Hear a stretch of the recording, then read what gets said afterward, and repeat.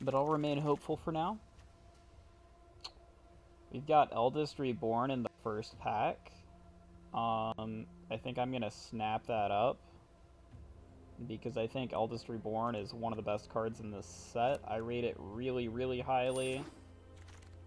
I rate it on the level of some really big bombs and Haphazard Bombardment right off the bat, too.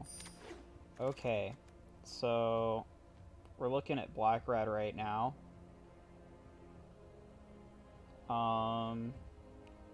What else are we gonna want in Black Red? Like, we're not taking Seismic Shift. Soul Salvage is fine. We could just pick up a card from a third color, just in case we end up in a different color. Soul Salvage would be the card that we'd take if we're in black. We could take Partick Wanderer and just have the 5/5 Trample Body. I think that's fine. I don't think that I want Soul Salvage right now. So I'm going to take the Partick Wanderer. Urgoros. Okay. Over Lava Runner, yeah. Skizik's fine. I don't have any issue with taking a Skizik. Alright. Caligo Skinwitch or Deathbloom Thallid. These are both good options. We've got such good top end that I'm thinking I'm preferring a card like Skinwitch that is a little bit of a better blocker. Drudge Sentinel, Skirk Prospector, or Rampaging Cyclops. I actually really like Rampaging Cyclops. I think that card's good. We've got Bloodstone Goblin. It's a bear, but we get some extra effects off of some kickers and stuff, so it's not terrible. Frenzied Rage we probably never play in this deck.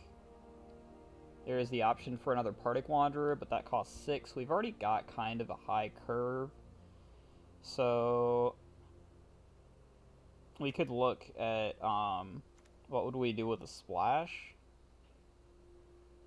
Curator's Ward giving something hexproof could be good, but I don't know if it's really that good. I think I'm going to take the Partick Wanderer, and we probably won't play it. We'll probably play like a Feral Abomination or something like that instead. By the end of this would be my guess. We could take Memorial to War here. It's better than the Combat Trick, and it's better than Seismic Shift in my opinion. The Combat Trick's okay, but it's not doing a whole lot in this deck. We could potentially be using it on like a Skizik or something. I'll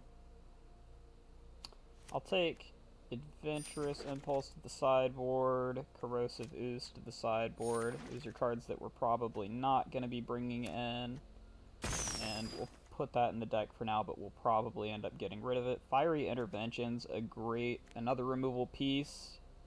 We want as many of those as we could get a hold of. Got Blood Liturgist. Sack 2 creatures, return target creature from your graveyard to the battlefield. If we've got good enough stuff to do stuff with that, that could be cool. We've also got Feral A-Bomb and Shivan Fire, which I think is the pick here, is we're just going to pick up more of that removal that we can do stuff with. There's another Rampaging Cyclops. There's an Eviscerate. I'm taking the Eviscerate over the Rampaging Cyclops. And we've just got a ton of removal. Gitu Chronicler is great with what we're doing. We can buy back our removal with it, and if not, it'll be a blocker early. Jai's Immolating Inferno is not something that I'm particularly interested in, because we don't really have any real way to turn it on outside of Urgoros right now. And if we've got Urgoros on the board, we're probably already winning the game. So something like Jaya's Immolating Inferno doesn't really do that much for us.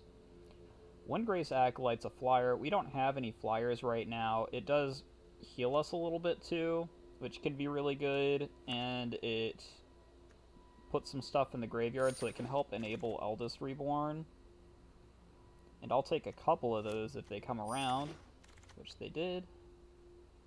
Keldon Overseer. Keldon Overseer could win us a game based off of its kicker condition. Drudge Sentinel, I'm not really super excited about. Rat Colony, I'm definitely not taking. Demonic Vigor, I don't think is doing a whole lot for us either. So yeah, we'll take Keldon Overseer. That's good because our 3-drops are a little bit weak right now. Could just take another bear. I think taking a bear is fine. Giving us some 2-drops so that we're doing stuff in the early games. Potentially good.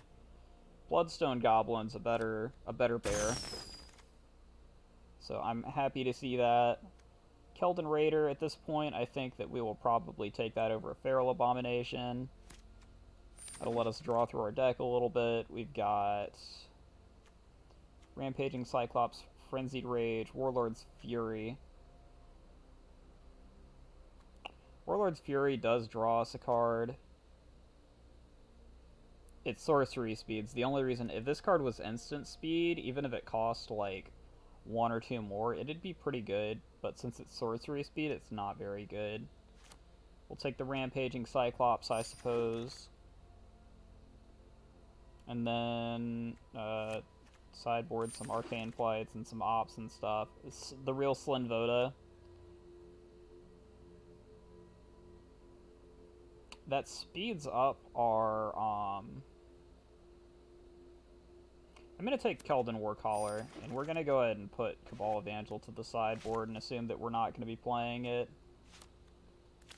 Guy's Protector is the last card. We have another Urgoros versus Cabal Paladin and Keldon Raider. I think we're taking the Urgoros every time. And there's another Whisperer Blood Liturgist coming around. I think we passed up on the first one. And I think we've got enough 1 and 2 drops that I'm kind of okay with having one of these now. Whereas earlier I was looking at it and I was like, I'm not sure if we're going to be in that deck. And we're not in that deck because that deck is black-green. But we've got enough like Skirt Prospector, Skin Witch, the Bloodstone Goblins, the Gitu Chronicler, stuff that we're willing to potentially sack off to it in the late game to do something like pull back an Urgoros or pull back a Feral Abomination or a Partic Wanderer or even a Windgrace Acolyte, Skizzik, Keldon Raider. So I suppose pulling back Skizzik's never going to be that good for us. But it is something. Alright, so we've got another Whisper Blood Liturgist. We also have Memorial to Folly. I think Memorial to Folly is more in line with our game plan than another Whisper Blood Liturgist. And at this point we have 23 playables, so anything that we're picking up here is just to make our deck better. Soul Salvage and Fervent Strike. I don't think Soul Salvage is where we're at still, despite the fact that we're playing some really good stuff. Soul Salvage only brings back creature cards, and a lot of our really good stuff is, we've got some good removal. We've got a lot of really good removal. We've got Haphazard, Fiery Intervention, we've got Eviscerate, and a Shivan Fire. So we've got 4 removal pieces. If we found more removal, I would happily take it. Guardians of Koilos. You may return target historic permanent you control to its owner's hand. So, interesting thing we can do with that is we can actually bounce Eldest Reborn to proc the sack and discard clauses again. What it does not do is let us summon 2 things back from the graveyard, but also, oh no, Haphazard Bombardment won't happen off of Guardians of Koilos because it's not a saga. That's worth a consideration, I suppose. What else would we be bouncing? We'd be bouncing Urgoros, which isn't really doing a whole lot for us, or Whisper Blood Liturgist, which is kind of the same thing. It wouldn't really be doing a whole lot for us. So, I suppose with Blood Liturgist, we can sacrifice itself, which wasn't something that I had thought about. So you really only have to sacrifice 1 other creature with it, and it's only a bear. So, sacking 2 bears to pull back a Wanderer or an Urgaros or a Feral Abomination or even potentially a Windgrace Acolyte could be fine.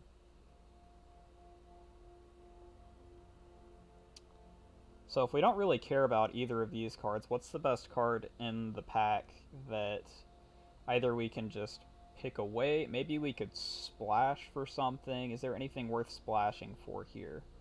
We've got a Spore Swarm. We've got a Cloud Reader Sphinx. Cloud Reader Sphinx is really good. Maybe we can find some blue splash. I'm not sure what else we would be finding this late. Deep Freeze. But we could also take another Windgrace Acolyte. I think actually maybe splashing for Deep Freeze is good. Let's do that. Let's take the Deep Freeze. Fiery Intervention number 2. Yes. We're not splashing 3 blue sources for Slinvoda ever. Cabal Paladin I don't think is going to make the cut because it's only going to ping 3 times over the course of us drawing 40 cards.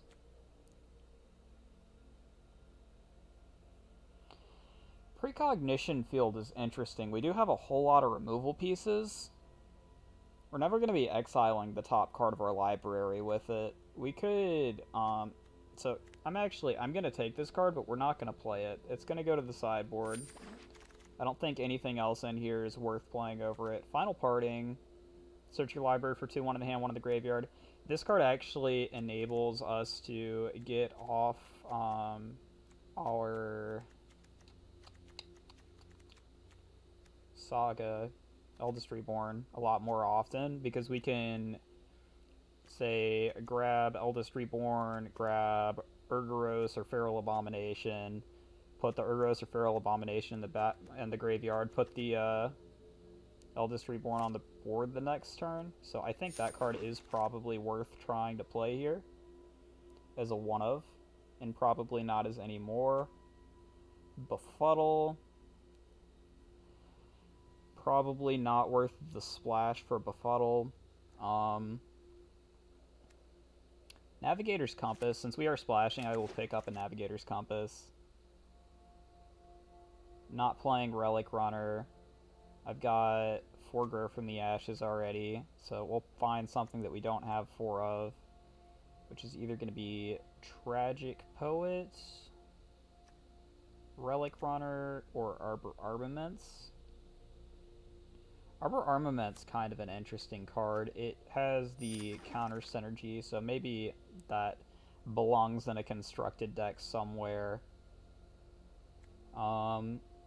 Corrosive Ooze, Cabal Paladin, Arcanist, Arcane Flight. We'll sideboard the Arcanist. And I guess we'll add a Kamal Druidic Vow to our collection. And a Llanowar Envoy, same. And a Scout.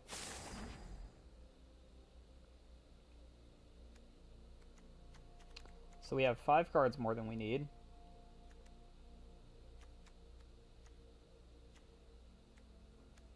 And we will be cutting some of those once we figure out what we want to cut.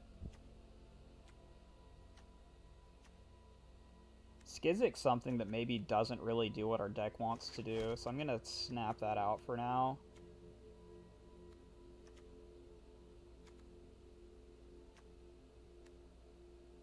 I think Bloodstone Goblin's also a little bit of a reach, but I think we need to trim down our top end more than cutting out 2 drops. So let's look. Haphazard, Urgaros, these definitely stay in. Partick Wanderer can come out. Feral Abomination, I think having 3 big 6 drops is the right number for what we're doing. Let's cut the blue. Let's just cut Cloud Reader, Sphinx, and Deep Freeze and assume that we are fine on just red-black, and we don't need that blue splash. and then Nav Compass can go. And I think we're good. And our curve looks a little funny. We don't really have anything to do on turn 3, and then we need 4 mana to really start doing the stuff that we want to be doing, to start getting access to our removal and our bigger stuff, but once we get to 4 or 5 mana, we're in the clear, and we do have some turn 2 plays. We've got some bears and stuff to set down early to sort of protect the board. Maybe we do want to see if there's any real options for more early plays. There's not really. We didn't really draft ourselves into that, but that's okay. We're just going to roll with this.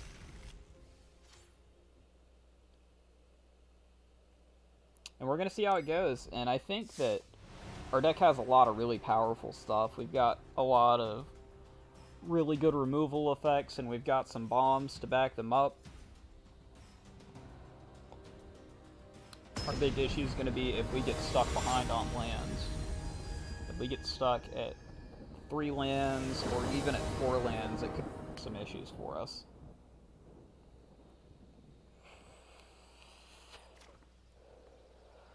So I don't think we ever keep with less than 3 lands in the starting hand. 4 lands in the starting hand. This is kind of an ideal start. We've got a 2-drop.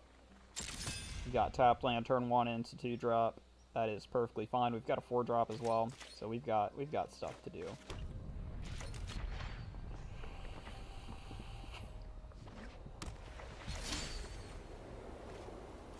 And there's our 5th mana. Our 5th source.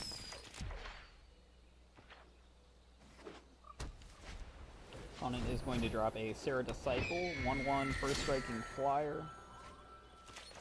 It may or may not have vigilance. No, it does not have vigilance. So we'll get in for 2. I'm assuming there's no way that he chumps with his flyer. Yep.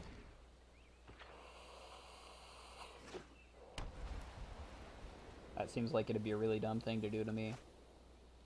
Triumph of Gerard. Okay, well, the flyer's actually about to get really scary, isn't it?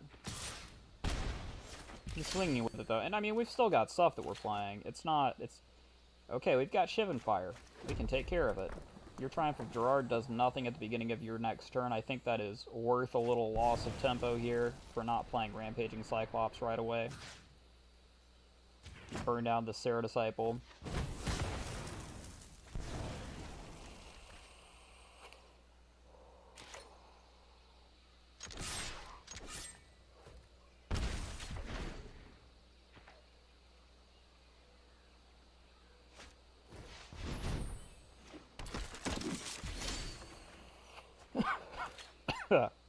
Oof, excuse me.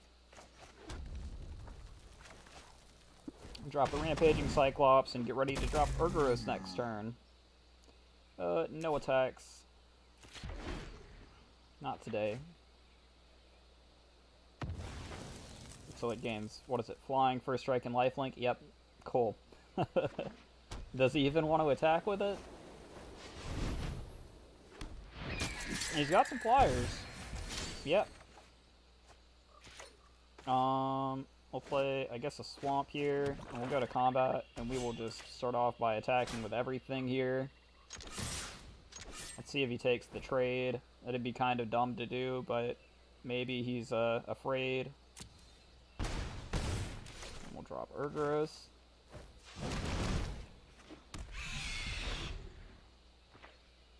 And now we kind of just start racing, right?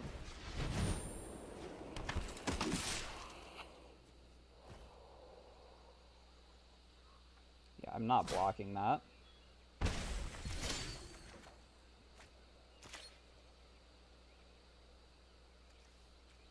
For the combat, we'll swing with you. I guess we don't swing with either of the others.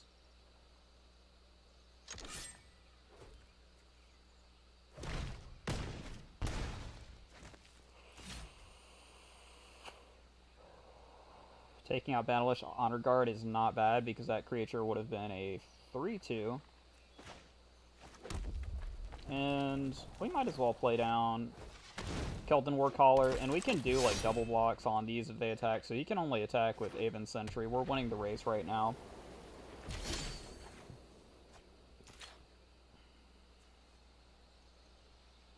Yep.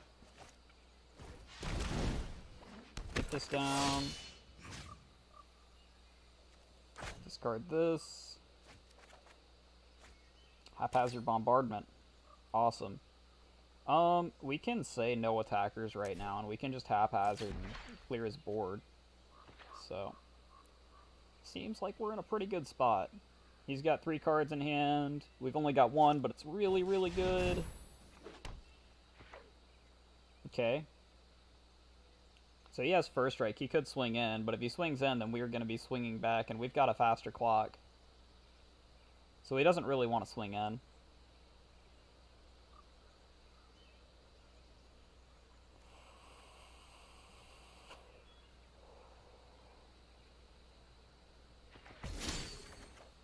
Alright, so haphazard coming down.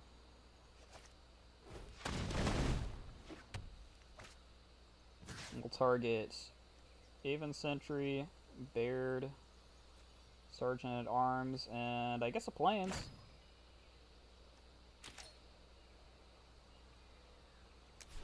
And let haphazard start taking care of the mess. Next turn we can swing with everything if he doesn't have to play here. And then we just win.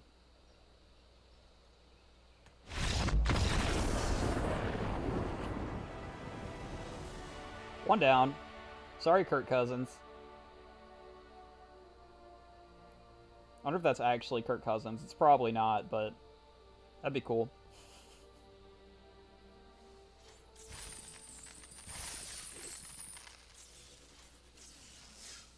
Alright. Quick 1 win.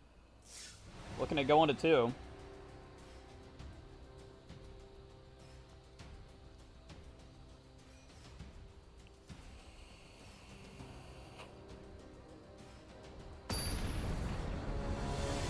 Ready. Fight.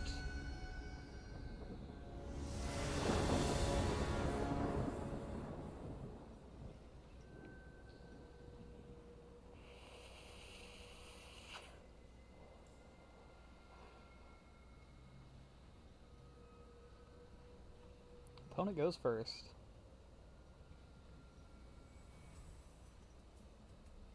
There's opponent on the mulligan. The mull to 6. Quite possibly. He's not. This hand is fine as long as we find 1 more land, so we'll keep it.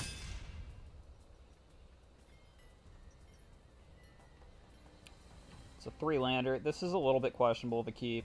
There's obviously the chance that we don't draw land in the top 3 or 4 cards of our deck, and then we're kind of in a little bit of pain.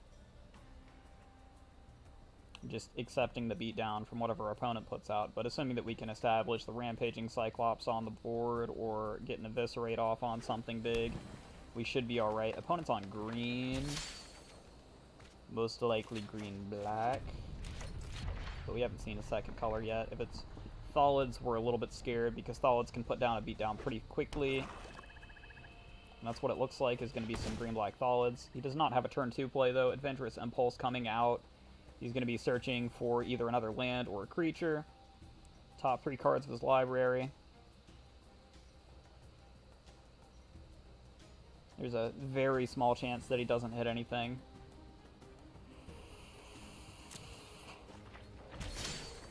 Him grabbing Particle Wanderer is kind of a good sign for us, because Particle Wanderer doesn't really do anything to us for a while. And by the time it is doing stuff, it might be a little bit too late for him.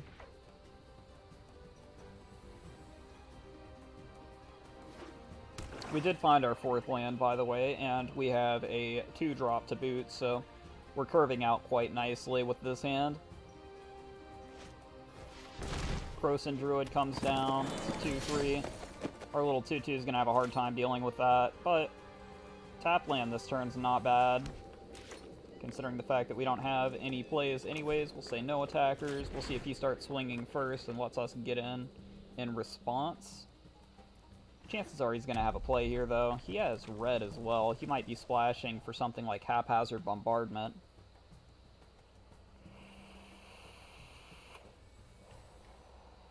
He also might just be splashing green for Corrosive Druid, but Corrosive Druid takes 2 green to kick, so that wouldn't really make any sense. He already played an Adventurous Impulse as well. He's pretty solidly in green. We're pretty sure of that. No blockers. So we can use Memorial to War to remove him from his red source if we can get there fast enough. Alright, 4 mana. Rampaging Cyclops can come down. And we can use that to block his 2-3 if he decides to start getting in with it. If he wants to start getting frisky and turning it sideways. The 1/1's just died a Bloodstone Goblin.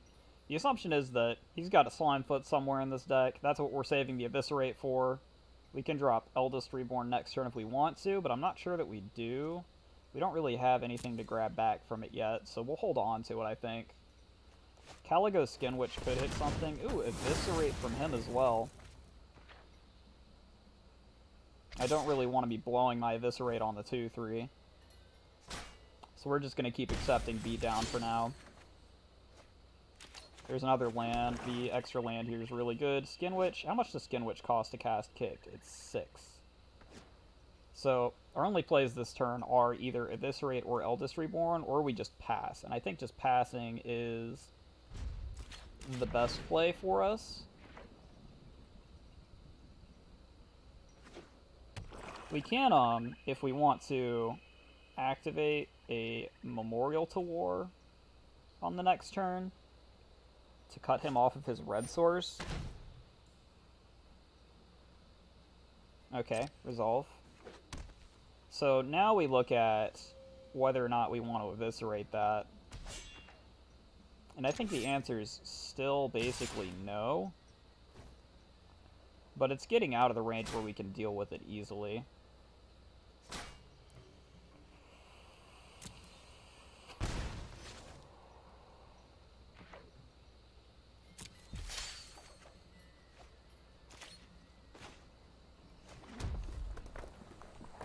So let's go ahead and go to combat and attack with Bloodstone and see if he's chomping with the 1/1s. He probably will not. Alright. And let's drop Skinwitch Kicked as opposed to playing Urgaros right now.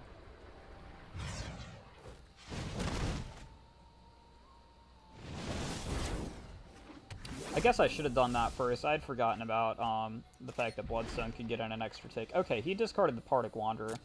Very nice for us. We can drop Eldest Reborn now, and we've got something big that we can bring back. Bigger than the Cyclops. The Cyclops wasn't good enough, I don't think. We are starting to get a little bit concerned with our life hitting about half here. But not terribly.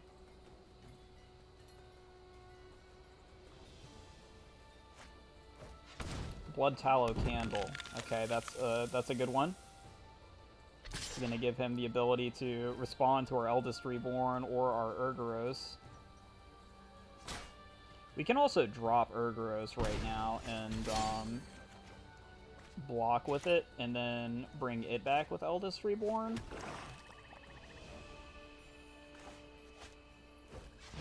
I think we're going to do that. We're going to go ahead and get Urgaros down, and if he decides to Blood Tallow Candle it, he Blood Tallow Candles it. It's not that big of a deal. We'll just keep the 1/1s from swinging in. We'll take this trade, though, if he offers it. He's probably going to Blood Tallow here, though. We might chump block. We might start chump blocking. I think we might be able to go one more turn and be okay. Dropping to 7's not so terrible. I'd really like to take out those 1/1s somehow before I drop Eldest Reborn. But it's just not going to happen. I'm going to go ahead and start chomping.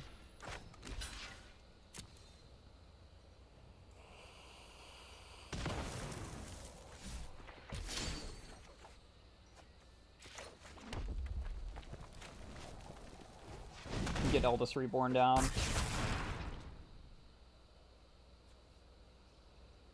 He's gonna lose a token.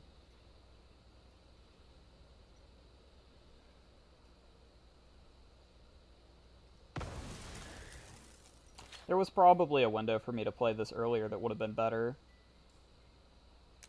We're gonna say no attackers.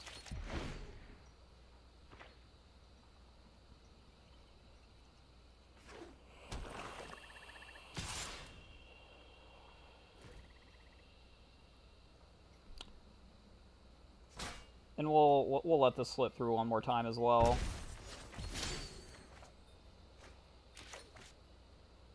Opponent discards a card. Opponent doesn't have any cards to discard. Keldon Raider does tie up his guy. And we're not going to take the action off of Keldon Warcaller. Or Keldon Raider.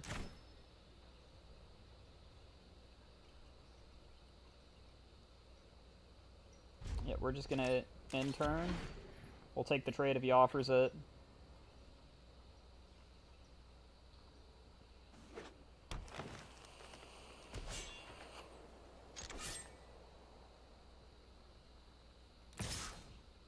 Yep.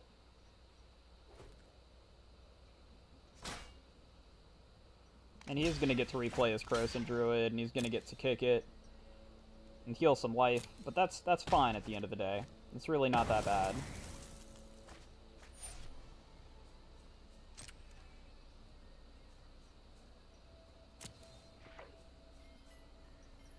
So here's going to be the kicked boy. Oh, not yet. Eldest Reborn is going to proc. We're going to get back Urgoros.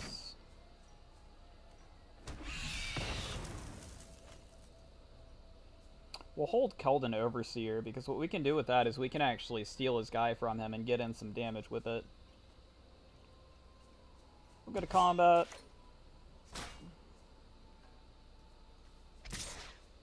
Attack with this. It'd be real nice if we drew Blood Liturgist off the top here, because we could...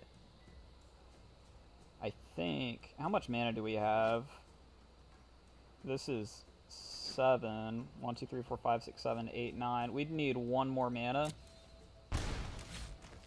And we would be able to steal it with Keldon Overseer and then sack it with Blood Liturgist, I think. So we'd have to get Blood Liturgist down first, is the only thing there. Which is fine, we can do that. If we find it. Which we might not. And if we don't find it, we'll just drop Overseer and we'll just steal it and beat in with it. Yep, you gain some life, up to 26.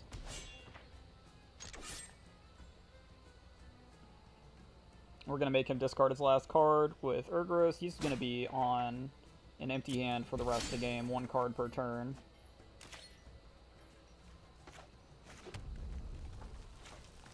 So let's go ahead and kick this boy.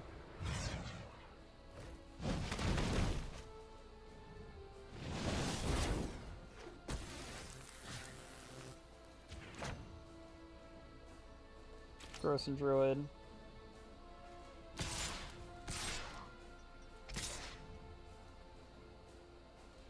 And we'll attack with all 3.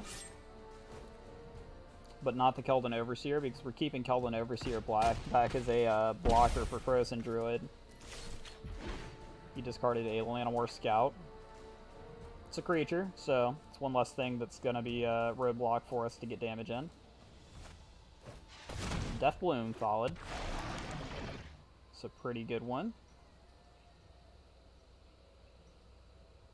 If he offers the trade, we'll take it.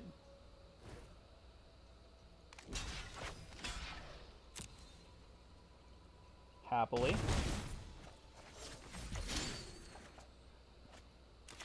Windgrace Acolyte's really nice. It could potentially give us something better in the graveyard. To pull back. There's Feral Abomination with our Memorial to Folly, which we won't use this turn. We'll use potentially on end step. Let's go to combat. Let's get in with Urgoros.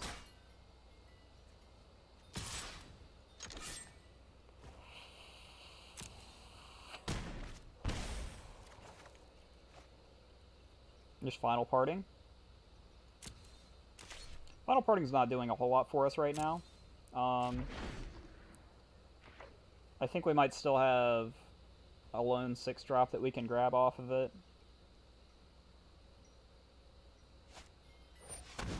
Divest. Target artifact or creature. Yeah, that's not, that's nothing. It's a 1-mana do nothing spell. I like it. Let's see if opponent just scoops here. He might just decide that he's done, which wouldn't entirely be wrong. Seeing the Eviscerate in hand, we're going to have a response to whatever he puts down. We'll just walk here.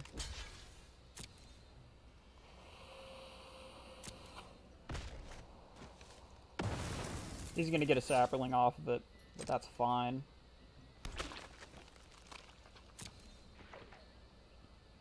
And we will go ahead and pop this. Pull back a Feral Abomination.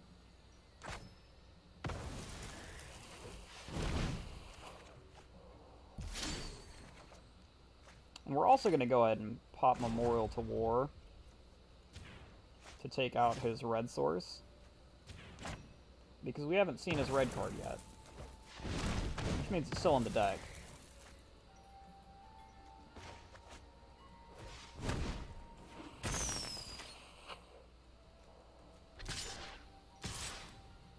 Two attackers, go face for 7.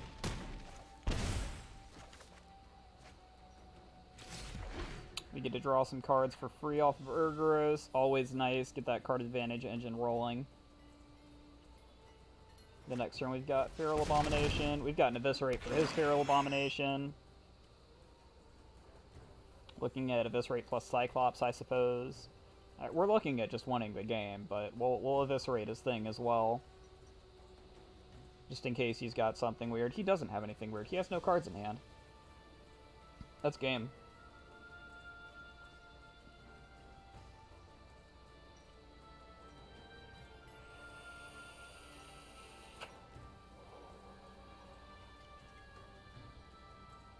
So we really are still on a Flyers plan at the end of the day as far as finishing the game out. We gum up the board early, and then we get some Flyers in the air, and we use our removal package.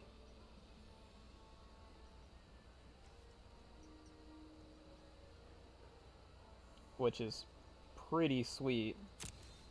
We've got 5 or 6 pieces of removal in this deck, which is, I think, some of the most that I've ever managed to get a hold of on 2 colors in a draft. Quite happy.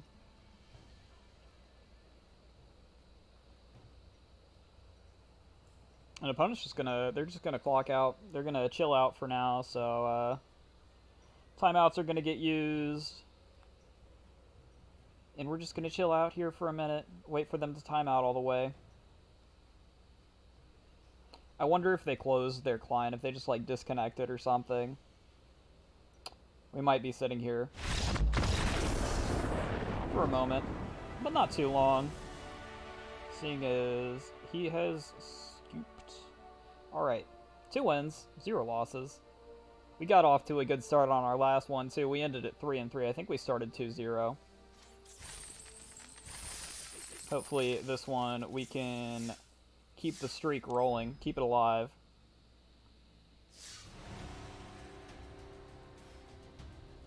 I do really like black as a color in the set. I think black's really strong. You get a whole lot of really good tools. I think there's a reason that black-green Thalids ends up being such a common archetype to draft, and it's partly because green's got good synergy with some of the black cards, and it's partly because black just has some really strong stuff. Cards like Urgoros and Eldest Reborn. So we can't actually keep this. We've got a bunch of good stuff in our hand, but we have to mulligan. Because we need 3 lands at a minimum in our starting hand. Final parting to the bottom. Which means we will not be using that to tutor anything up. Which is kind of too bad, because tutoring up Eldest Reborn while throwing a 6-drop in the graveyard to proc off the last step of it's a great way to just win the game. But that's alright at the end of the day. So we've got 2 more draws to find a land here. And hopefully we will. There it is. Opponent's on blue-green, which is essentially ramp colors.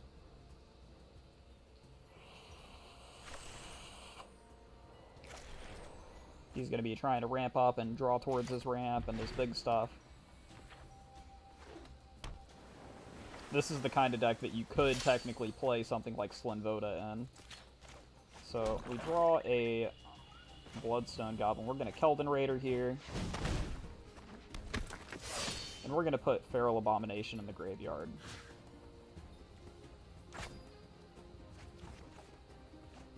And we do get a land, which is awesome.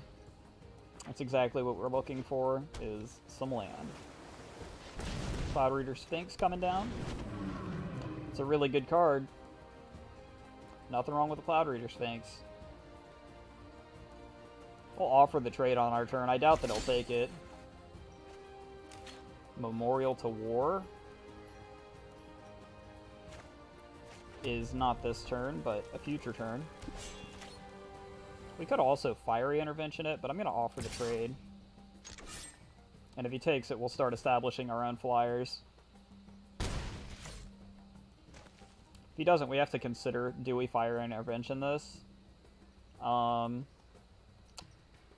think the answer is not this turn. I think the answer is we wait for Fiery Intervention and we drop Windgrace Acolyte right now. Meow! Drop our Flying Dino Cat. It is a Cat Warrior, so the meow kind of makes sense, but also, does it really make sense?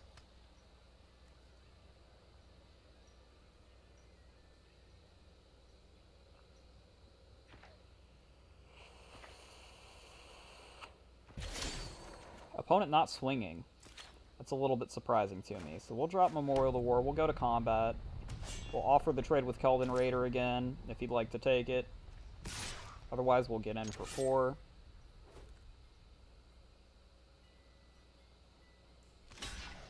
He will take the trade. Okay.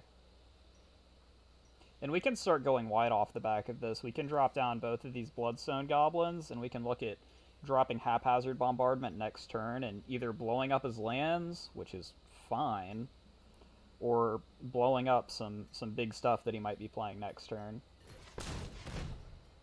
Alright, so he's got a combat trick, I'm guessing? Gift of Growth? Yep. That's fine. We could also just Fiery Intervention.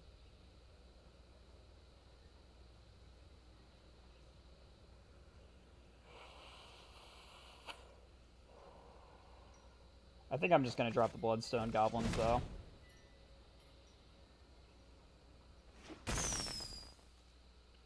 And I'll hold Fiery Intervention for getting rid of something else of his.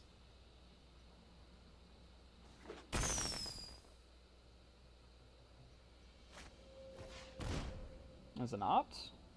So he's running at least 2 ops. Very draw and scry heavy deck. He gets to find whatever he's looking for, which assumedly means he's going to find big stuff. That's kind of why we're holding on to the Fiery Intervention, is so that we have more than just one way to deal with this stuff. Fun thing about Haphazard Bombardment is I believe that you can target something with hexproof with it. Ancient Animus, okay, that deals with our flyer. We can't block. That's fine. 1, 2, 3, 4, 5, 6.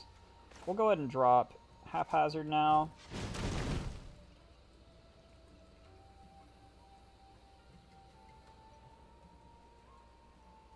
Oh, you don't have a cancel or anything, do you? That would suck.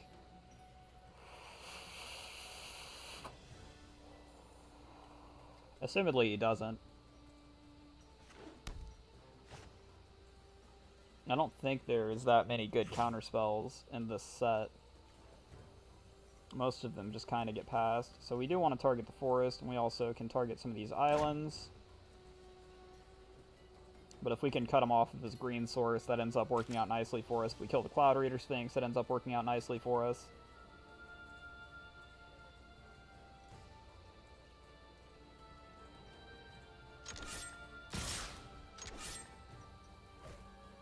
Drawing land off the top gives us access to Caligo Skin Witch. See what we hit. Island. Okay.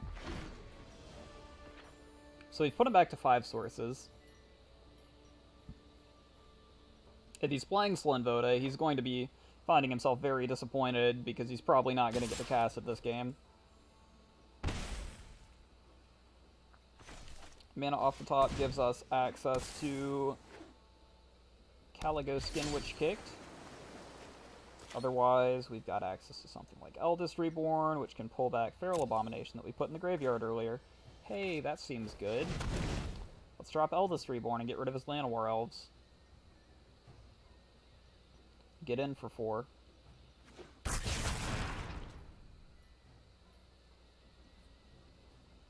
He is on a 3-turn clock. Plus his Sphinx might just die. The right option for him might have actually been to sacrifice the Sphinx, just because of Haphazard Bombardment having a counter on it.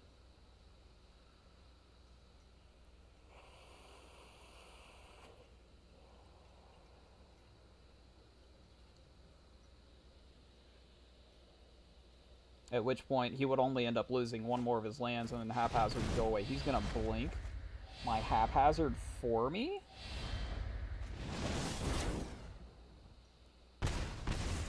Are you dim? These counters stay down. You're just losing something every turn. And Bolus's Clutch is on my Eldest Reborn. Okay. Okay. We've got the Fiery Intervention back still, so it's not that bad. Yeah, I mean, let's just do this again.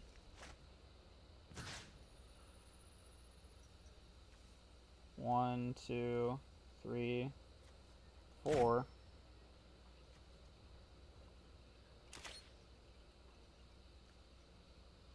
No attackers.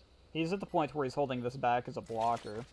We're gonna have to discard our Rampaging Cyclops here, but that's fine. We could also discard the Skin Witch instead in order to get the 4/4 out. He's down to 3 cards already. We're gonna be killing all of his land. I think maybe discarding the Skin Witch is the better play in this specific case, because he's gonna be just playing all of his stuff out, and then he's not going to be able to do anything later. Mountain, fine. Do we want to Fiery Intervention the Mammoth Spider? I don't think we do. I think we want to drop Cyclops here and save Fiery Intervention for when he pulls back our 5/5 Death Toucher out of the graveyard next turn.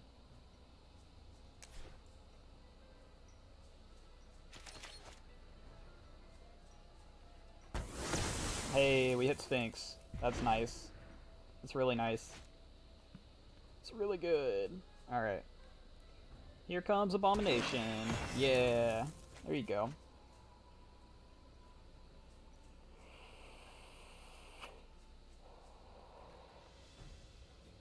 Now we do have to ask ourselves, is there a chance that he's holding a combat trick? And there's definitely a chance. It's not unlikely that he's holding a combat trick. If he attacks, he probably has a combat trick. If he attacks, he also dies to Fiery Intervention. I don't know if he realizes that or not. So he probably shouldn't attack. We'll see whether or not he does. Arcane Flight on the Spider. Okay, you've got a Flying Spider now. Flying Spider getting in. You just lost the game.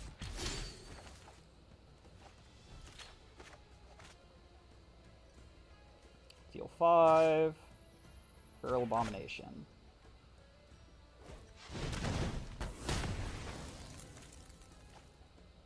Combat. All attacks. 3-0.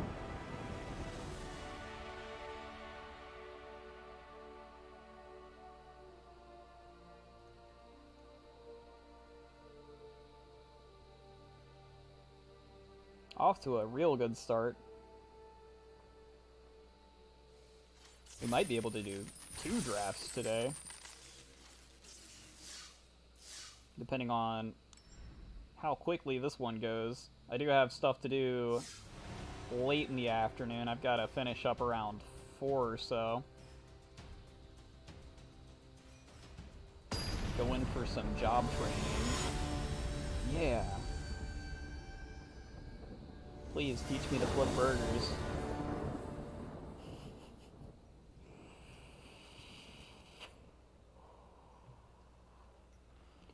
Don't forget to stay hydrated, boys.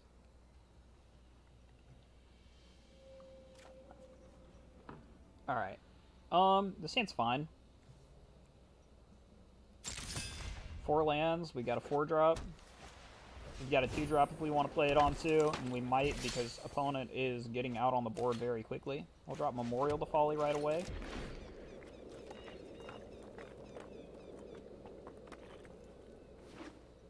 If he plays another card here, we definitely will. And I think we will anyways. We're just going to drop the G2 Chronicler. Actually, maybe not. Yeah, let's do it. Let's do it. Let's just drop it. Get it on the board. Give him something to deal with. Stop him from getting in more with Tragic Poet. He's dropping Balduck. Oh no. Oh, that's scary. We want removal. We want removal very badly.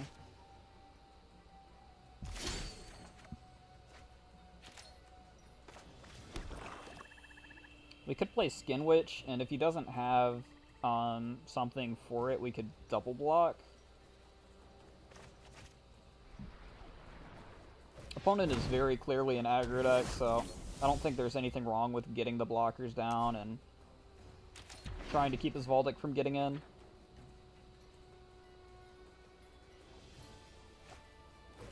There's a dub. Yeah, okay. So Valdic's going to be getting in. Not really any stopping that. And I think we just take it. I don't think we put anything in front of the little 3-1 even. At this point, we'll give ourselves another turn to draw into some sort of removal. Which we did not find. So, Rampaging Cyclops coming down.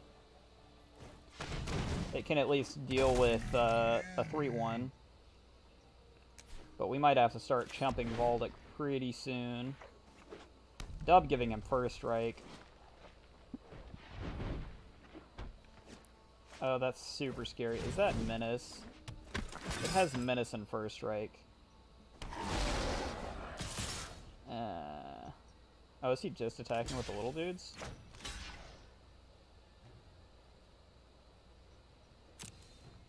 One blocker.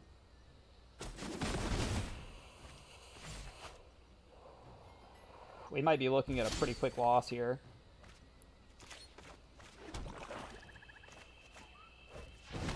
Just because Valdic's gonna really do some work. We drew a whole bunch of stuff that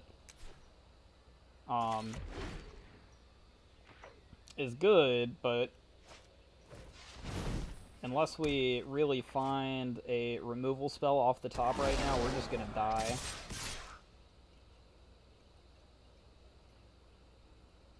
We're basically gonna have to chump with everything. Alright, so this goes here. This goes here.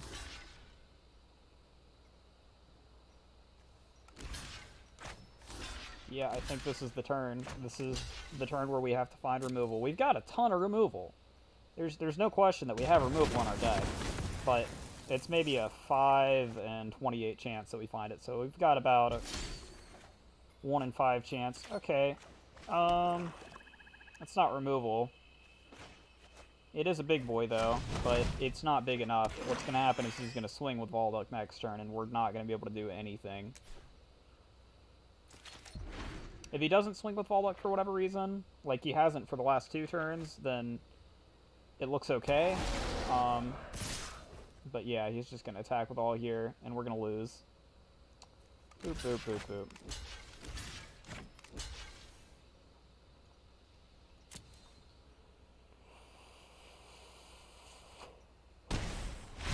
So So that is a deck that you can draft, is you find a Valdic early and you just pick up a bunch of dubs and stuff, but the issue with that deck is if you don't find your Valdic, you're freaking effed, man. You're not doing anything. He got really lucky to have that in his starting hand. If he doesn't have at least 2 Valdics, that deck falls apart. There's Champion of Blades, I think it's called, in red, that's pretty good too. That also buffs up off of auras and equipments and stuff, but you need probably 5 things that are creatures that you can put those auras and equipments on at bare minimum that get that synergy bonus for that to be a deck that works. Otherwise, I guess he's probably got some flyers and stuff that he can put his stuff on, and that works out okay, but it's such a slow clock compared to doing that with Valdic, and we would have ramped up, and we would have gotten our Urgaros down, and he would have probably been in trouble. But that's what happens sometimes. You run up against the guy playing the... I don't want to say janky, because that term has some negative connotations to it that aren't necessarily true of his deck. I don't know exactly what he had, but it looked like a janky deck. It looked like a deck that I wouldn't have expected to win a lot of games if I drafted it. So we're going to be dropping a Bloodstone Goblin. Bears are alright. They're certainly not bad. Double Serra Disciple.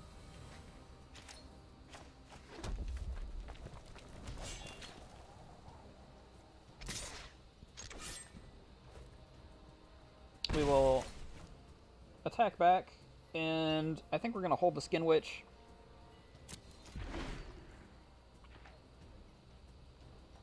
We've got Keldon Raider that we can do next turn.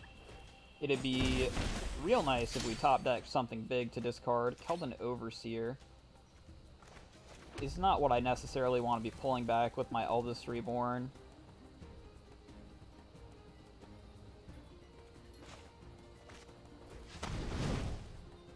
We could just not do the draw and just hold all of this. But I think I am going to go ahead and discard Overseer anyways, even though it's not necessarily a great card for Eldest Reborn. It does give us some payoff from it, and we get to activate the first 2 stanzas. So we get full value off it. We just don't get the top tier value off the last part of it. Oh no, Baird. Does Baird give those double strikes? Is that what he does? No, he makes me pay to attack. That's not great. That means we don't get in this turn, which kind of sucks. But he can't get in with Baird anyways. Eldest Reborn's gonna come down, he's gonna have to sack one of the Serra Disciples. Assumedly he will not sack Baird. No attacks. And he's gonna empty his hand here if he can. Red-black, yeah, we're playing some red-black right now. It's going quite well for us. We're at 3 wins, 1 loss, I believe. Good to see you, Adamant. If anybody is watching and has not checked out Adamant MTG's channel, please go and give that man a follow. He is he's probably my favorite streamer in the whole game right now for this game, and he's gonna probably like not want me saying that. He's gonna get all flustered and shit, but you know, it's true. Adamant, I love you, my dude.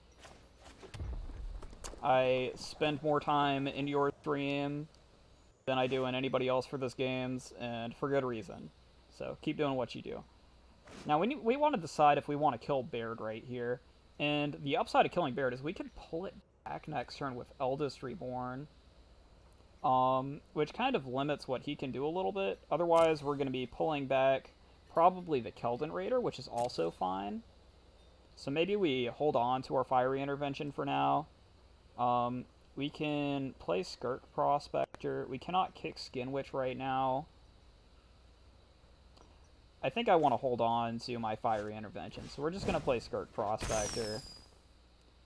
And we're going to say go. Skin Witch is next turn, right? We've got the Swamp. 1, 2, 3, 4, 5, 6, 7. Yes. Board the Weatherlight. This guy's running Board the Weatherlight in his black deck. I guess that'd be the color to do it in, probably. Oh, really? Pulling a wall up? Okay.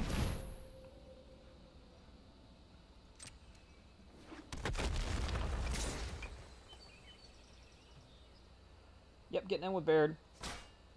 Go for it. I'm not mad.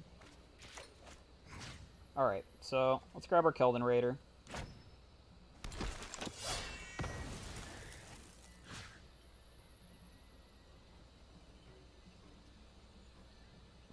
Here comes the Wall Dragon, that's right. So we can discard a Swamp here.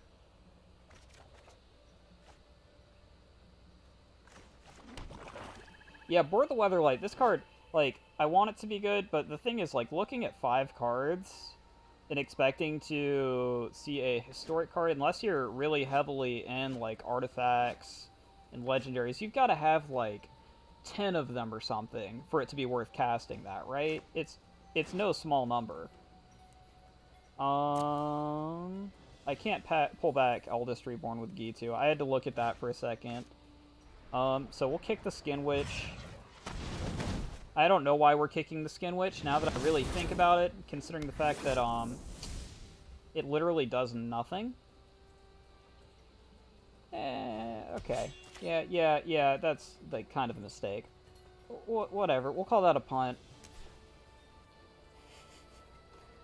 Call it a punt, if you will. He shouldn't be able to attack in with Baird for now, though. We can Fiery Intervention, pull it back with Gitu Chronicler. Kicking it felt cool. Yeah, that's it. Oh, we've got triple Fiery Intervention in hand. We've got all the removal in the world for this Baird. So we get to just start going wide around the wall. We're going to be hitting him for 4. I think we're in pretty good shape. And we definitely played that real cool, letting him hit us down to 9 while holding on to those Fiery Interventions and stuff. We definitely could have slowed down his clock a little bit, but we knew we had stuff in hand to deal with it, so it didn't really feel like he had a clock. And killing Baird versus killing... almost even versus killing Knight of Malice really feels kind of slow, which is why we didn't do it earlier. We have Urgaros. Do we just drop Urgaros here? Drop the Fatty? Or do we deal with this and get damage in? Dealing with this and getting damage in, I think, is a better play than dropping Urgaros, as strange as that might seem. So I will deal 5 to Knight of Malice.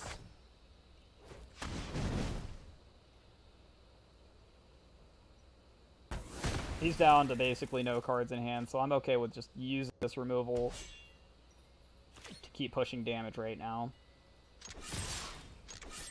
Get in another 4.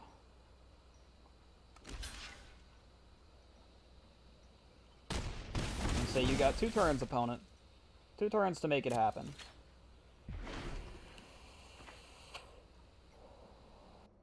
Yeah, that's what we're gonna go with. Is kicking it felt cool. That was the plan. We just wanted to do the thing that felt cool. Oh no, he's gonna start draining us. Okay.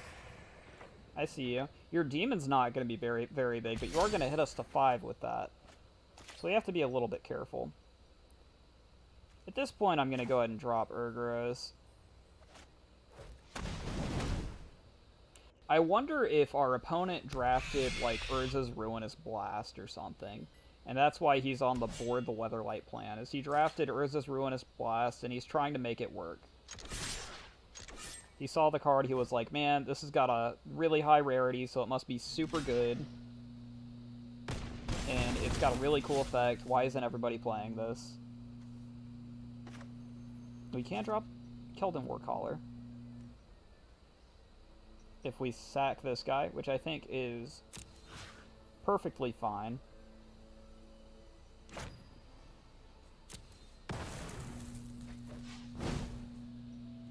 Just a straight upgrade. Get the 2/2 out. Now, if he drops Urza's Ruinous Blast on us this turn somehow, he can't because he doesn't have a legendary on the board, but if he somehow did, we'd be really sad. Alright, he's at 8. We're swinging for not 8, for slightly less than 8. So we'll go ahead and Gitu Chronicler. Kick it. Buy back a Fiery Intervention.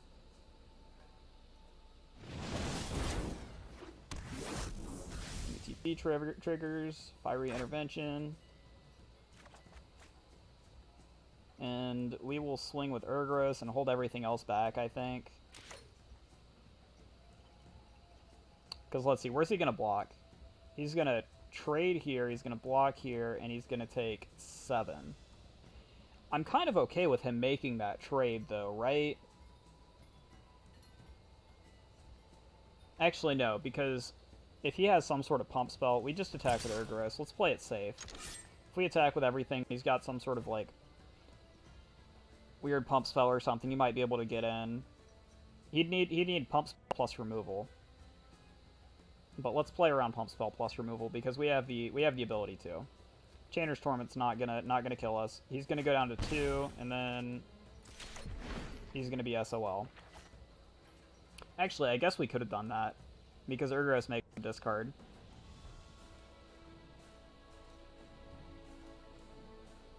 And then Chainer's Torment would have done 1 damage to him and he would have died. Oh, we have lethal. I didn't even realize we had lethal, but we had lethal. That's funny.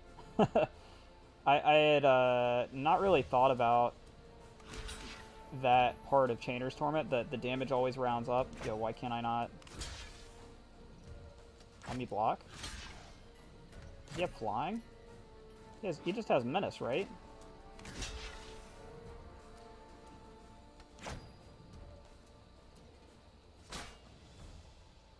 Well, the game's not going to let me select blockers, so I guess we'll just click no blockers and go to 2. He doesn't have anything to do to it to make it bigger, so it's not that big of a deal, but that's weird that it wasn't letting us block it. It didn't have unblockable, right? It just has Menace.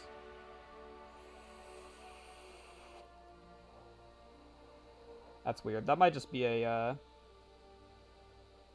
game bug.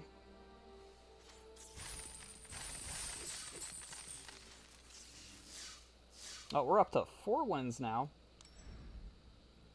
1 more buys us another run, so happy with that.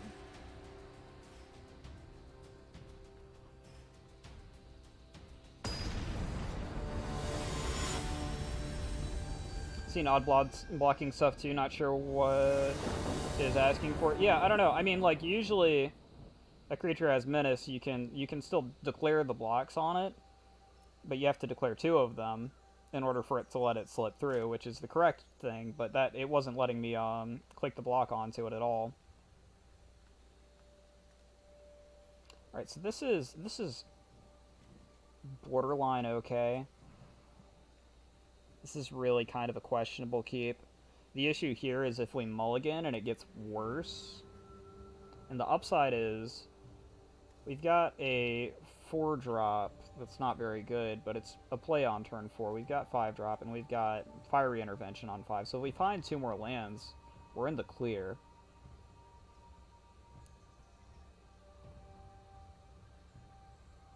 I think I'm going to keep.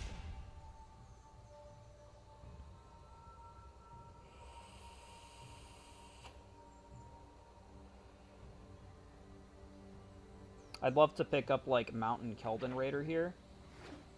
And let Whisper Blood or just do Skin Witch isn't bad. It gives us a turn 2 play. We get a blocker up early. Opponent's on blue. Which means probably blue-white flyers or blue-green ramp.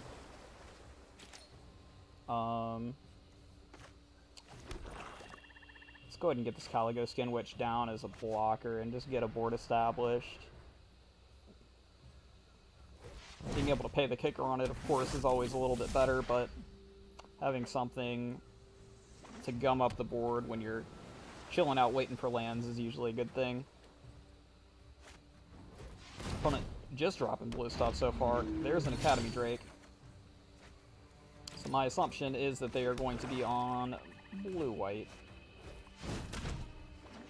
off the Academy Drake. Not that you wouldn't run Academy Drake in other decks. Academy Drake's just a good card in draft, but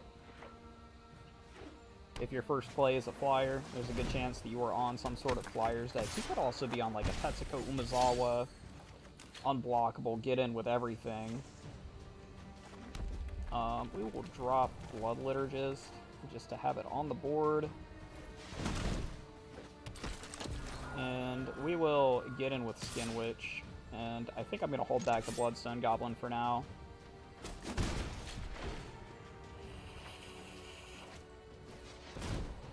That's probably a trade that he would be willing to make. He's got a Volbeat Arcanist. Is he just mono blue? Is he actually just mono blue? You can Shivan fire off his flyer right now.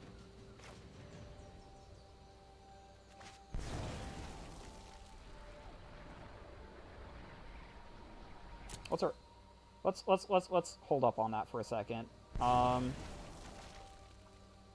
Windgrace Acolyte is actually fine. Let's see that instead. This fuels our graveyard a little bit. Let's see, did we get anything good? We got a Keldon Overseer. And I'm going to attack with everything here.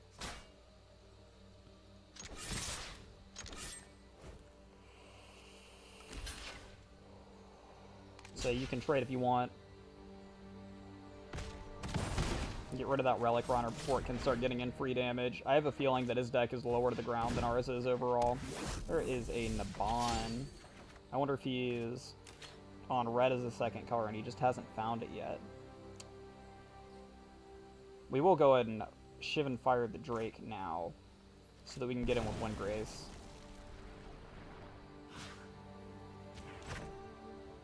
This order makes a little bit more sense because it means that we get to get the Windgrace down and start getting in with it.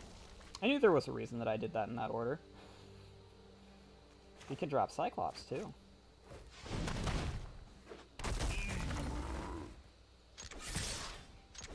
We're just going to keep beating in.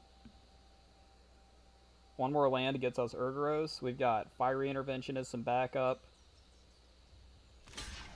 Yep, you're going to block the Bloodstone Goblin.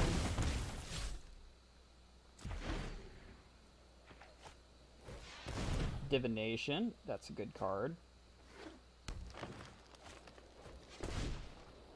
His main advantage right now over us is his hand size, whereas we have board control right now, so him getting more cards in his hand and increasing that advantage is never a terrible play. We'll go to combat first and attack with everything. Again. And he's going to be sitting here, like, having to block with his Naban and stuff now. And still taking 7. So it's still a one-turn clock. Hopefully Urgoros seals the deal. He might have 1 blink spell, but I doubt that he has 2.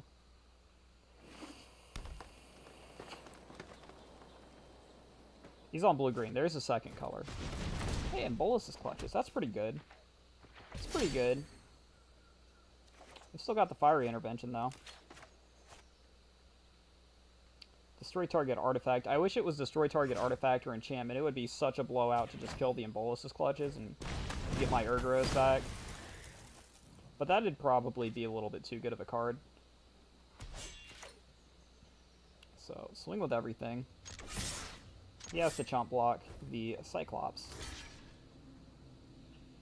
And then he still drops to 3, which means Windgrace still kills him next turn. We do not play the Mountain, because if he wants to hit us with some discard or something, not that he's in that color, I'd rather him throw away the Mountain and basically waste his discard spell.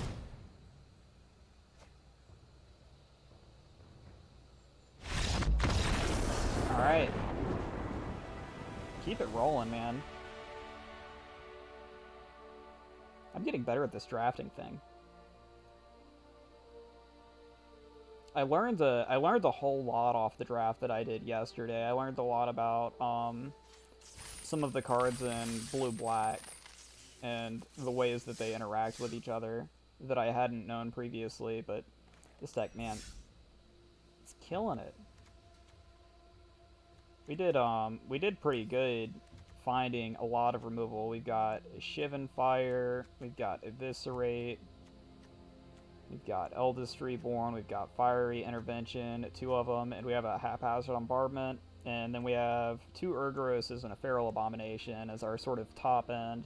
And those Urgaroses have been putting in some work.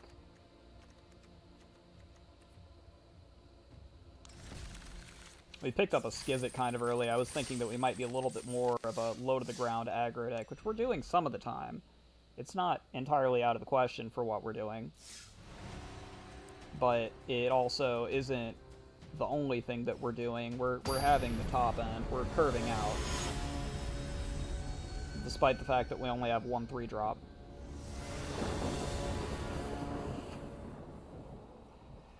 I'm still waiting to see the game where we start with 1 or 2 mana and we mulligan and we still have 1 or 2 mana, and we mulligan and we still have 1 or 2 mana, because that is the game that we're gonna lose.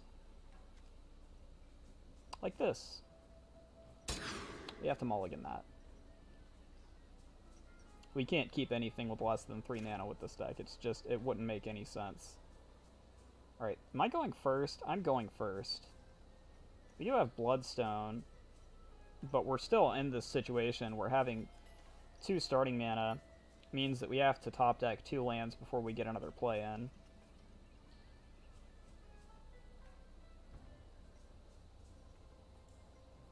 We're gonna mull to 5. This is dangerous. Alright, we can keep that. We want action on top. Haphazard's great. It's a little slow, but it's a catch-up card, and we're going to need a catch-up card when we drop down to this many. We don't have any real way to draw extra cards, so we just need tons of value. Because of that, I think we're even going to hold on to the Skin Witch for now, just on the off chance that we don't have to play it early. We'd basically be using it as a blocker and to maybe chip in 2 points of damage. Ace Unicorn. Okay, so we'll definitely drop the Skin Witch now. I'd rather hold the Shivan Fire for something that matters a little bit more. Skin Witch.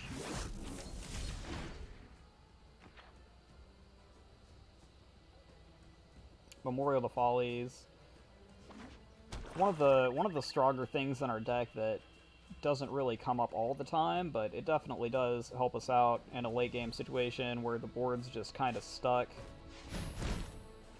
Ooh, Dub is really scary. Oh my. This might be another, well no, he's on black. He's not on red that we see yet. Play Skirt Prospector, and we're just gonna pass again. Hopefully we find a land here. It'd be really nice to just kick this Shivan Fire on that Mace Unicorn.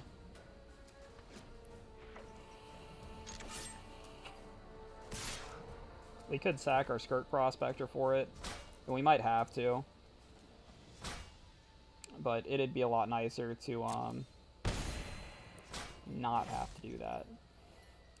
I'd like to sacrifice it to get a Haphazard Bombardment down instead. Which is a way that we could actually just come back and win this game through Haphazard. Alright, kick Stronghold Confessor for 4.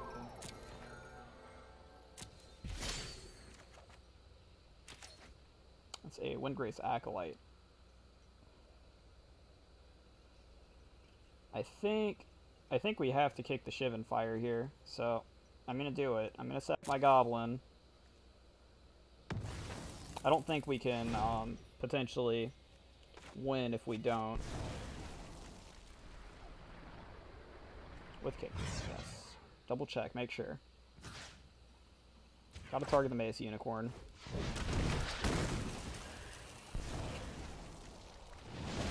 This way it's a 4-turn clock instead of a 2-turn clock.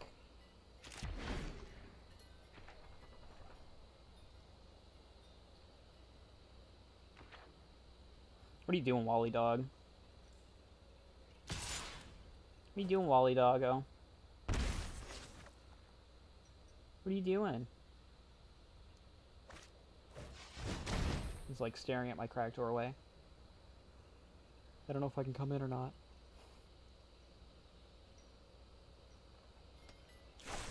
Dark Bargain. It's a real good card when you've got a bunch of life gain stuff going on. Alright. So, Windgrace Acolyte. We could double block if we wanted to. This also does gain us some life. And mills us 3, which we have some synergies with. Hopefully we don't throw away our Eldest Reborn. But we're potentially going to make a comeback here. Alright, my dog, I don't think he's able to make it out of the door, so I'm going to get up and go let him out.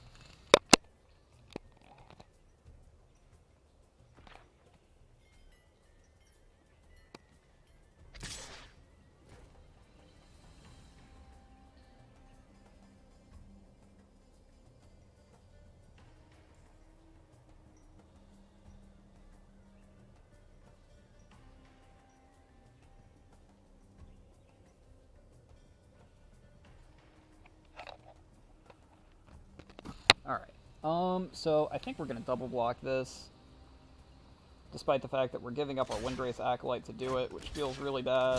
So if we find land, we get to Fiery Intervention. He's not playing any other lands, I don't think. He's stuck, isn't he? So if he's land stuck, we get Fiery Intervention down, wipe out all of his lands, we shut him down for another 3 or 4 turns at least.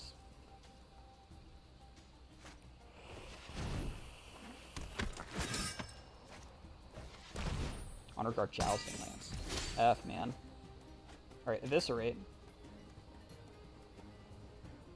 I'm going to wait on the Eviscerate. I'm not going to use it immediately on this. Obviously can't attack here. Well, you can, but it doesn't do anything. On the other hand, if he does something other than equip Jousting Lance this turn, we're basically forcing him to equip Jousting Lance by leaving the blocker back.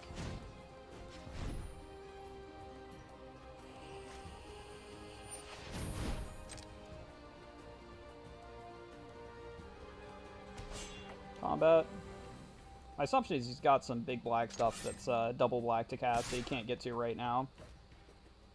Like an Urgoros of his own. So no blockers, we'll take 4. First strike damage, yep. And we are on a short clock, for sure.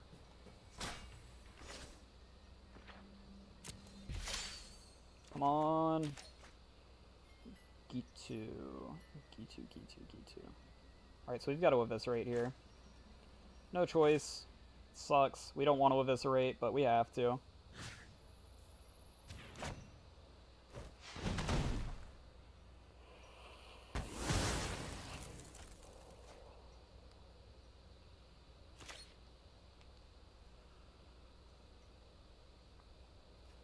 Might as well get in for one. He's got something with haste, kind of sucks, but the assumption is that he doesn't. I don't think there's that many haste creatures in this set on black-white.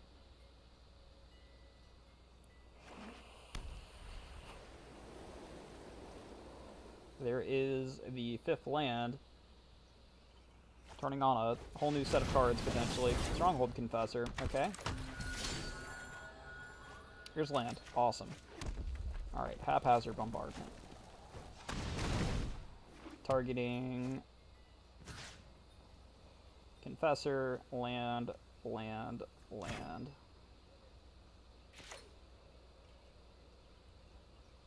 One, two, three, four, five, six. 1, 2, 3, 4, 5, 6. So we can G2 Chronicler with Kicker next turn. We could be on the comeback here. It just depends on whether or not it's too slow and what we find off the top, right? Well, we killed this creature. That's fine. We would like to take out the swamp. We would have liked to take out the swamp more than we would have liked to kill his creature, because here comes Josu Vest. Yeah. Alright. We'll hold the land. We don't need to play it in order to kick this.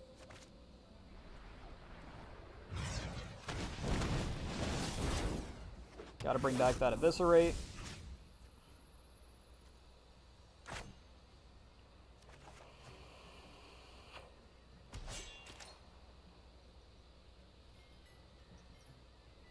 No attackers.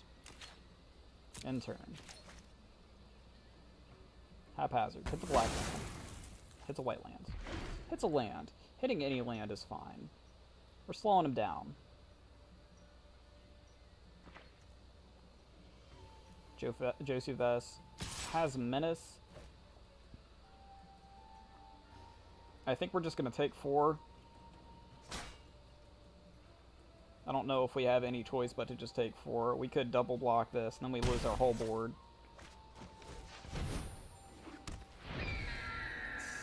Sarah Disciple with Jousting Lance. It means we're taking 3 damage from that next turn. And we're drawing lands.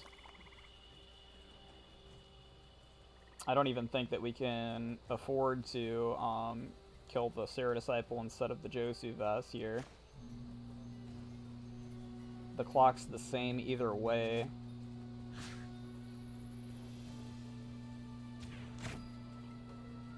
But this way we have creatures, and the other way we don't. Which makes us slightly more resilient. He could also just have any pump spell and we die. I think we're maybe looking at another loss here. We did hit his other black land, so we cut him off of double black.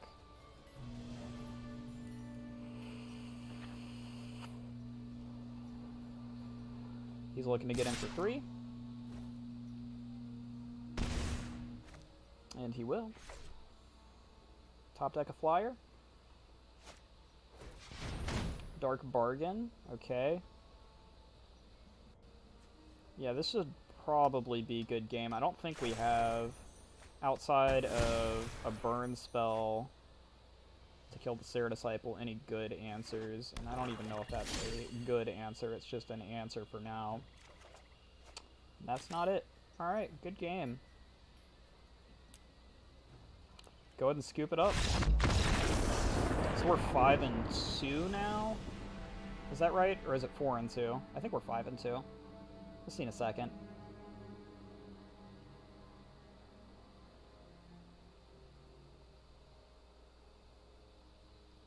Silver tier 2. Getting close to gold tier for drafts, which is nice. I had been a lot lower than that previously, so. Yeah, we're at 5-2. It'd be nice to hit 6 and 7, but at this point, we've kind of hit the break-even point. I'm perfectly happy to, not to lose here, but if our run goes 5 wins, I'm perfectly happy with that. You know, obviously we don't want to lose games, ever, but if it happens, it happens. It's not the worst thing in the world.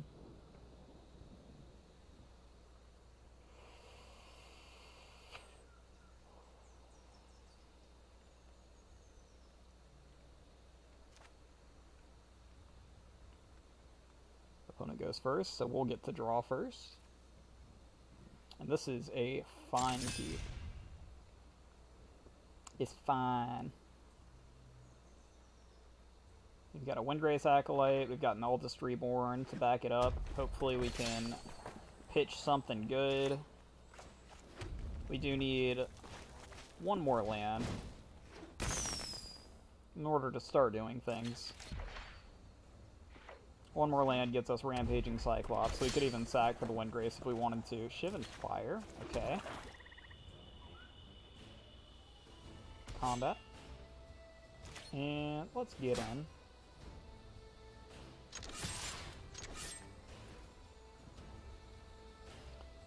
Three lands on the draw for this deck is perfectly acceptable most of the time.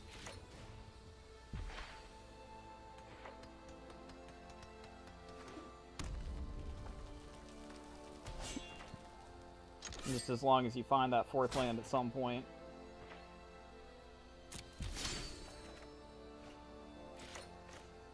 We haven't found it yet. It's a little scary. Next turn. We'll find it next turn. Lands on the top of the deck. Guaranteed.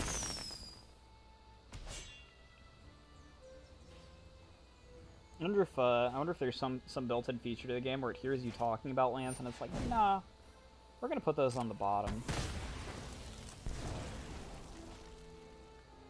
The secrets of Magic the Gathering.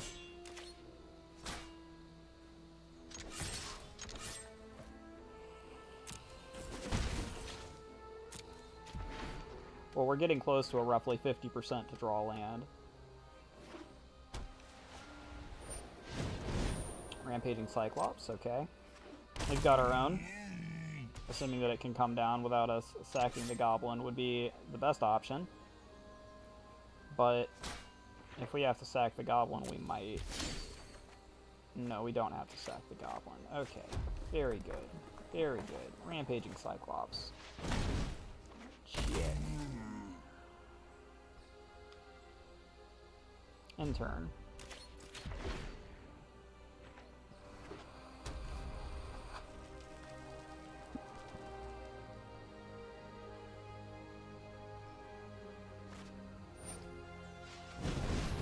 What is this? Siege Gang Commander. I have not read this card. I've not seen this card before. When Siege Gang Commander enters the battlefield, create 3/1/1 red goblin creature tokens. Pay 1 in red, sack a goblin. Siege Gang Commander deals 2 damage to any target. That seems like a pretty good card. As a matter of fact, we're gonna get rid of that. Despite the fact that it's gonna cut us out of doing anything for a while. Actually, hold up. I don't have to do it yet. Let's wait. He doesn't have mana up, so he can't sack the goblin tokens. We can do that without giving up anything. Yeah, awesome. So we'll Shivan Fire the Siege Gang Commander.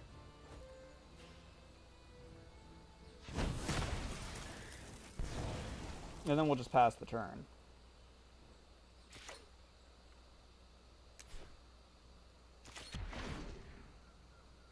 We do still need a 5th land at some point. It doesn't have to be right now, but the sooner the better, you know? He can potentially equip that up to his Cyclops and start swinging in with it. Yeah. Okay, that gets a little scary.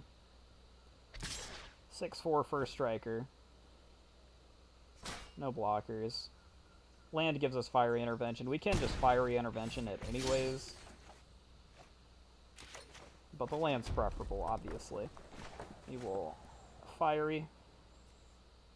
We could also do a Destroy Target Artifact on that at some point, but I think killing the creature matters more right now. This lets us start beating him with Cyclops and forcing him to chump block.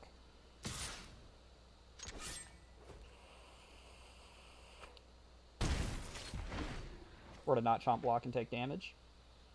Also fine. We have access to Eldest Reborn now. We would be pulling back his Cyclops, I think. If we did it right away. Or his Siege Gang Commander. That's an ETB trigger, so that's not a terrible idea. He's on red, so there's a good chance that he has some way to deal with it.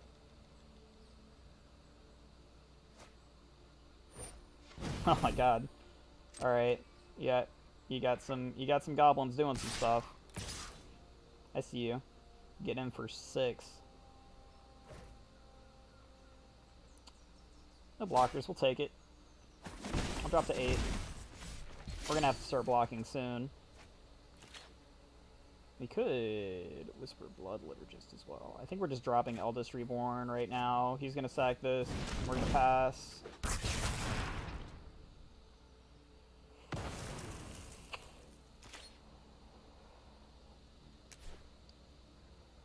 But I think stealing his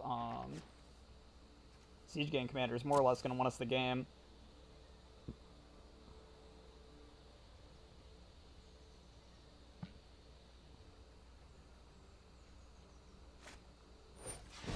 Radiant Lightning.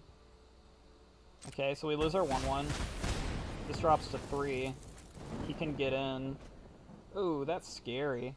That's real scary. Oh no, he just... We have to sack this. We have to. Oh no. Oh no. Oh, that's bad. Oh, that's real bad. Oh, we're just dead here. Well, not just dead. We're very close to just dead here.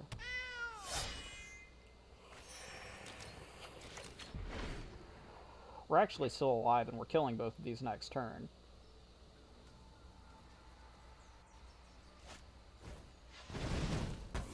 Oh no, we're just dead here. Yeah, we're just dead. Good game. The fight with fire. Coming in with clutch fight with fire, man. That sucks. Alright. Well, that's going to do it for our draft here. Let's go and see what our rewards are, see what's in our pack. We went 5 wins on that. I mean, I'm not upset at all by how that deck performed. It definitely could have been a little bit better there at the end, but you get what you get, and we get 650 gems in a pack. So let's open this up and see what we got.